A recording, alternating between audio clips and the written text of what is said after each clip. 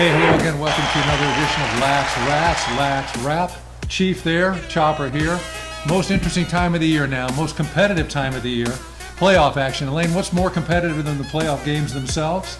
Probably the seeding meeting, Drew. Tell us a little bit about that. We went from things we had written out last year, as well as lax power, as well as the subjective side of things. So it took us a little bit to figure out how we're going to get things done. A couple arm wrestling matches later, we're here. We got everyone seated.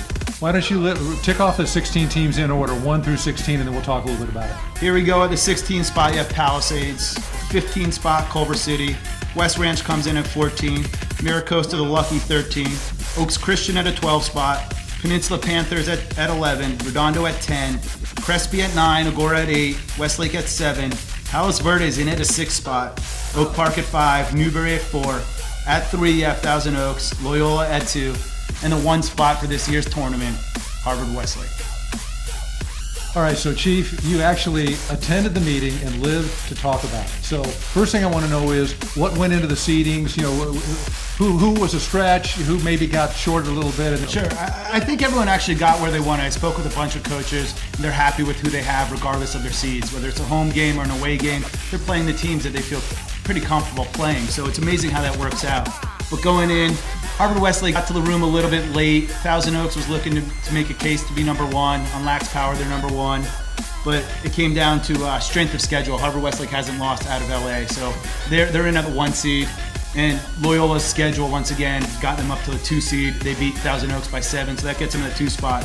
And TO comes in at the 3 spot, and that's based on Lax Power and winning their league. So the first 5 teams are all northern teams, which is a big switch from 3 or 4 years ago. The top southern team is Palos Verdes at 6. I want to know, is the real Palos Verdes team the one that lost 6 or 8 in a row at the beginning of the season, or is the real Palos Verdes team the team that won out to end it? Well, let's look at Palos Verdes' schedule. Their first 6 games, everybody in LA lost to them, whether it's Foothill, whether it was Jay Serra, whether it was Torrey Pines. So you got to give PV credit. They stuck through it. They weathered the storm, and now they're playing great lacrosse. They finally found their identity. So I think the Palos Verdes we see now is the real deal. The other question I got is Miracosta in at 13. 3 weeks ago, they weren't even on the radar screen. What did they do to get into the tournament? They had a new coach come in this year, so it probably took a little bit of a while to figure out his system, to start believing in themselves. If they come out focused, they're a good team. It's whether or not they can focus or not. So Hefe, tell me about those matchups. Matchups are awesome. That's why lacrosse in May is so much fun. You have 4 games that are rematches of games played during the season, either 1-goal games or teams split in the regular season. So should be a lot of fun. The 5 through 12 seed, Oak Park and Oaks Christian, I expect to be a great game. Palos Verdes Peninsula, rubber match, 1 team, 1 each one. Redondo Westlake, Redondo lost by a goal to Westlake. It's the only team that plays against his own a lot in practice. So that game's gonna be a lot of fun. And then the Agora Crespi. I know Crespi's coming for Agora, and Agora was happy to be seated where they are. So let's talk about bracket busters real quick. You look at the 16 teams. Is there one team that jumps out at you there as a bracket buster? Looking at it now, Oak Park is a bit, I wouldn't say an unknown, but I think they have the senior leadership. And once again, once you get into playoffs, it comes down to depth and senior leadership. So I think at a 5 spot, I don't know if it's a huge stretch, but look for them to make some noise if they get out of the first round. So I know this is a sensitive matchup since PV's playing you, but if PV should survive that game, and I know you're picking Peninsula to win that game, but if PV wins that game, how do you like their chances the rest of the way? I mean, are they like the Lakers were with Kobe and Shaq, where they sort of skated through the regular season, turned it on to the playoffs, and made it all the way? Yeah, I'm not going to waste the viewers' time with hypothetical questions. I believe that Peninsula will be going to the next level. So what else we got, Drew? I'm coming back to that one later on.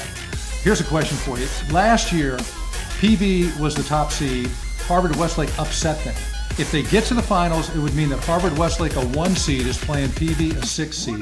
If PV were to win that game, is that an upset of the same magnitude as the previous year when Harvard Westlake upset them?